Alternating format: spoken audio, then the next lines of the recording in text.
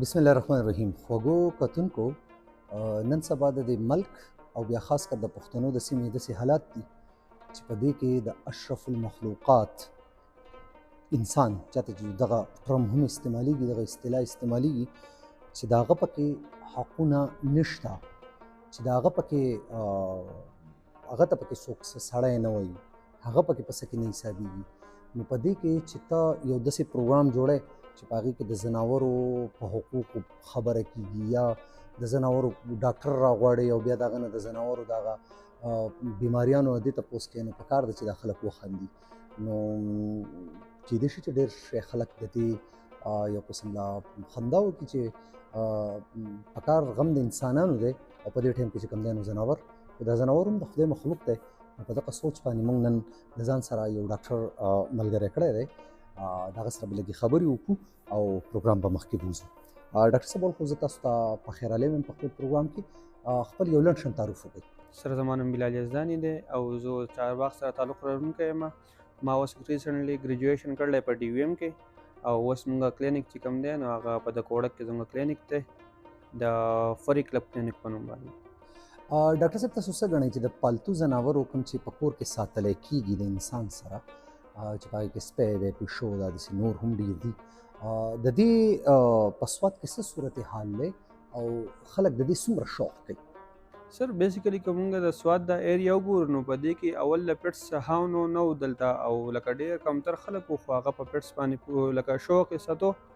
او فیسیلیټیز دلته چې کوم دی نو د پیټس حوالې سره هم نه بریډس مختلف نه هېڅ هم نشته که نه جي.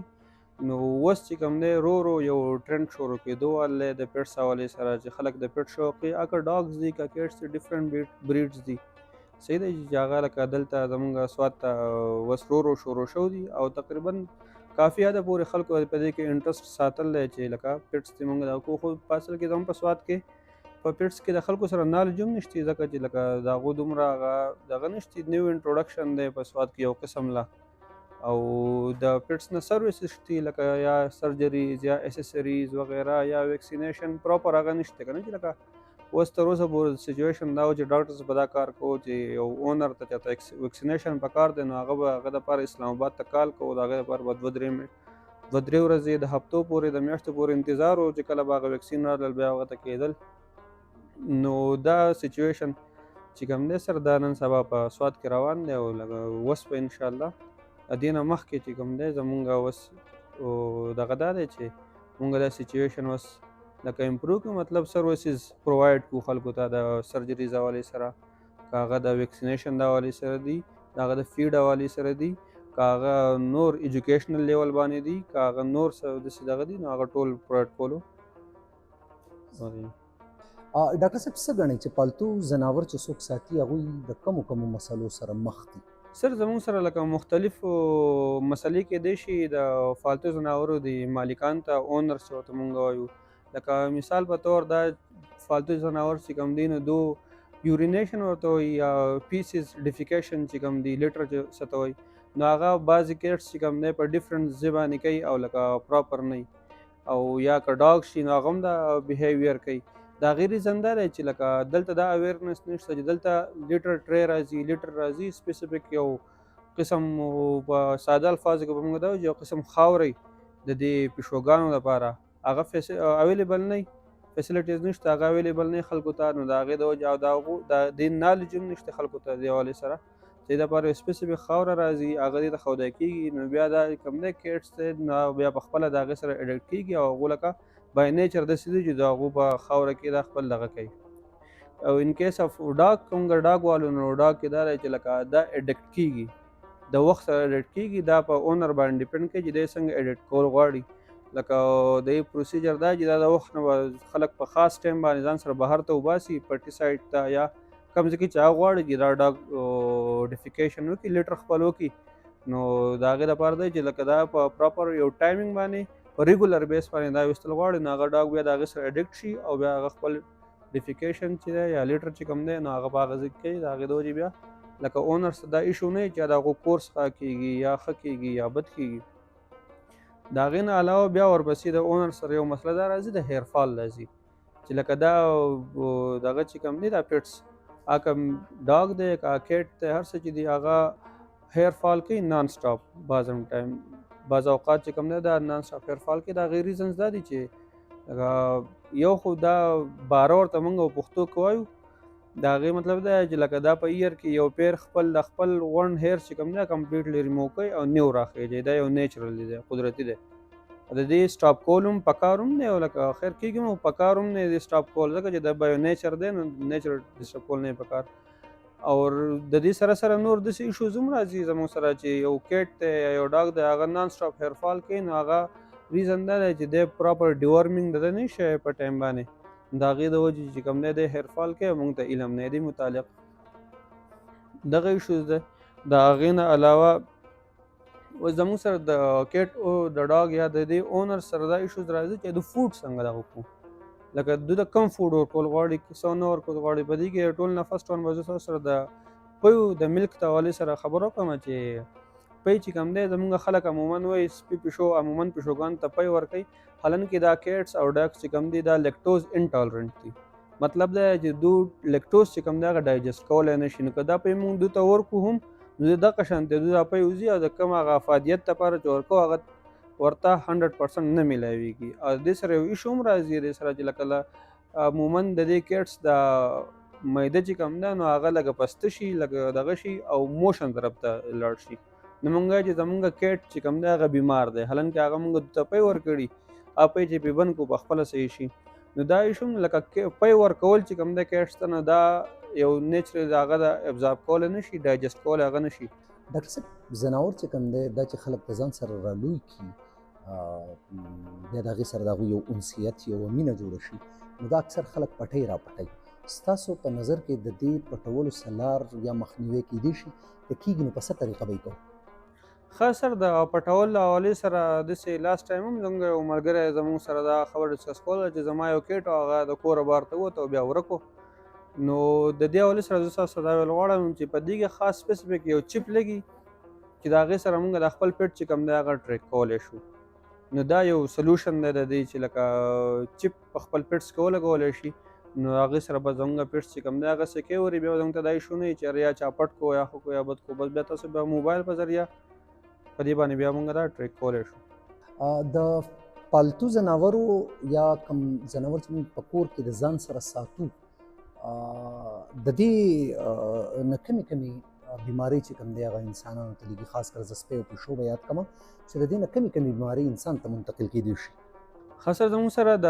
ډاګز نه او د کیټس نه بیماریان داسې بیماریان دي مختلف چې هغه لږي هیومنس ته په هغې کې لکه موږ که اوس ډاګ واولو نو په هغه کې ډاګ کې چې کوم دی کوم بیکټیریل انفیکشن دی په بیکټیریل انفیکشن کې یو لیپټوسپایروسس راځي سالمونیلوسس راځي کمپایلو بیکټیریوسس راځي د هغې سره دې سره کوم وایرل طرف ته موږ راشو نو وایرل کې چې کوم دی ریبیز راځي. که اوس موږ پیراسایډ طرف ته راشو نو په هغې کې هوکوام راځي ټیپوام راځي. د هغې سره که اوس موږ فنګل طرف ته راشو نو په هغې کې رینګوام زموږ سره راځي. ان کیس آف کیټ په کیټ ته چې موږ راشو نو په کیټ کې زموږ سره دغه سالمونیلوسس او کمپایلو بیکټیریوسس دا هم راځي. د هغې سره چې کوم دی زموږ سره کیټ سکریچ چې کوم دی د هغې نه هم موږ ته بیکټیریل انفیکشنز کیدی شي. د هغې نه علاوه پلیګ یو بیماري د هغه هم زموږ سره کیدی شي. د هغې نه علاوه کوم وایرل انفیکشن چې کوم دی نو هغه د کیټ نه موږ ته ریبیز راتلی شي. او د هغې نه علاوه ټاکزوپلازموسس چې کوم دی دا زموږ سره یو پیراسایټ دی چې د کیټ نه لګي. او د هغې نه علاوه فنګل کې بیا زموږ سره رینګوام راځي. ډاکټر صاحب دغه زناور خو به بیا هم ساتلی کېږي که بیماري ته منتقل کېږي او که نه خو تاسو څه ګڼئ چې د دغې زناور چې د ځان سره سړی ښه په مینه هم وساتي د دغې بیمارو نه یې ځان هم بچ کړي څه طریقه ده؟ سر دې کې پروسیجر دا لکه طریقه کار دا دی چې مونږ یو که مونږ خپل پټ چې کوم دی هغه هینډل کوو نو ښه په پراپر طریقه هغې مونږ هینډلینګ کوو. د پټس خپل یو پراپر هینډلینګ دی صحیح ده. که د هغې نه بعد مونږ خپل پټ سره گیم وکړو ایکس وائی زیډ څه وکړو مونږ له پکار ده چې خپل مونږ له هینډ چې کوم دی سینیټایزر کړو ایټلیسټ زموږ سره سینیټایزر پکار دی. د هغې نه علاوه مونږ دې ته په ټایم باندې ویکسینیشن وکړو په ټایم باندې ډیورمینګ وکړو نو دا ډېر زیات امپارټنټ دی دې لپاره. د هغې نه علاوه پکار ده چې ایټلیسټ په منث کې یا په 45 ډیز په 2 منثس کې مونږ یو وزټ وکړو یو ډاکټر ته خپل پټس ځان سره واخلو هلته ویسو چې سر داسې څه ایشوز خو دلته نه فیس کېږي چې مونږ ووایو چې یاره زموږ د ډاګ ته څه ایشو وي چې هغه که څه راځي چې هغه ریزالو کېږي په ټایم باندې، نو دغه زموږ سره سیفټي پریکاشنز دي. ډاکټر صاحب یو سوال پکې دا هم راځي چې دا خلک اکثر د خپل ځناور ویکسینیټ کوي، ویکسین ورته ورکوي. د دې صحیح ټایم څه دی؟ په کم ټایم کې د خپل ځناور ویکسینیټ کول غواړي؟ سر یو خو ویکسینیشن چې کوم دی هغه ډېر زیات لازم دی. ولې کول پکار دی؟ د هغې ریزن دا دی چې د ویکسینیشن سره لکه څنګه چې زموږ ته په هیومنس کې چې کوم دی کرونا راغلی وه، نو هغه مونږ ویکسینیشن دې لپاره کول چې مونږ ته کرونا ونه شي او زمونږ لایف چې کوم دی هغه سیف شي. کم چې هیلدي وو انسانانو هغه ویکسینیشن کول. دغه شان په پیټس کې چې کوم دی نو مونږ ویکسینیشن دې لپاره کوو چې یاره زمونږ دا پیټس چې کوم دی ډېر بیلوډ پیټ دی زمونږ، چې دته څه نقصان ونه رسي. د هغې لپاره مونږ ته په ټایم ویکسینیشن کوو. د ویکسینیشن یو خپل شیډیول دی، یو پروسیجر دی. هغه دا ده چې کله د ویکسینیشن فرست ډوز چې کوم دی نو هغه لګي په 45 ډے باندې، عموما په 45 ډے باندې که نه که کیټس دی که ډاګز دی، فرست ډوز چې کوم دی نو هغه په 45 ډے باندې لګي. په ډاګز کې زموږ سره لګي DHPPI ویکسین لګي، او بیا په الټرنیټ 21 ډیز بعد چې کوم دی دا سنگل ډوز چې کوم دی فرست ټایم چې کله وشي نو دا بیا ریپیټ کیږي. دا DHPPI دا ډوز چې کوم دی دا ریپیټ کیږي. د دې په نیکسټ 21 ډیز بعد چې کوم دی بیا زموږ سره ریبیز راځي چې هغه چې کوم دی لکه عموما د هغې ډیوریشن دی چې هغه 3 منت بعد راځي. د دې ګیپ کوم که دغه کنټینیو وساتو 21 ډیز دا زموږ سره د ریبیز چې کوم دی نو هغه بیا په 21 ډے باندې موږ به ریبیز راکوو، هغه هم بیا ریپیټ کوو. د دې مطلب دی زموږ سره 2 ډوزه چې کوم دی د DHPPI شو او 2 ډوزه چې کوم دی د ریبیز شو.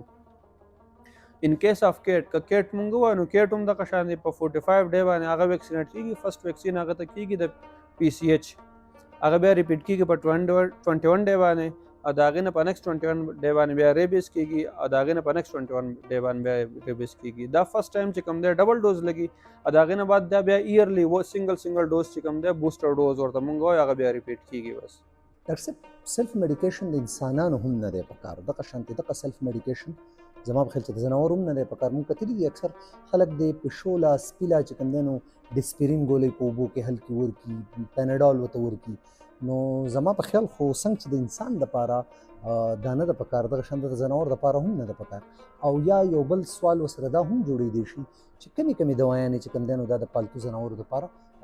نه دي ښې. سر ان کیس اف پیټس به زه تاسو ته دا ووایم چې لکه اوس په انیملز کې چې کوم دی د انیمل خپل میډیکیشن دی، د هیومن خپل میډیکیشن دی،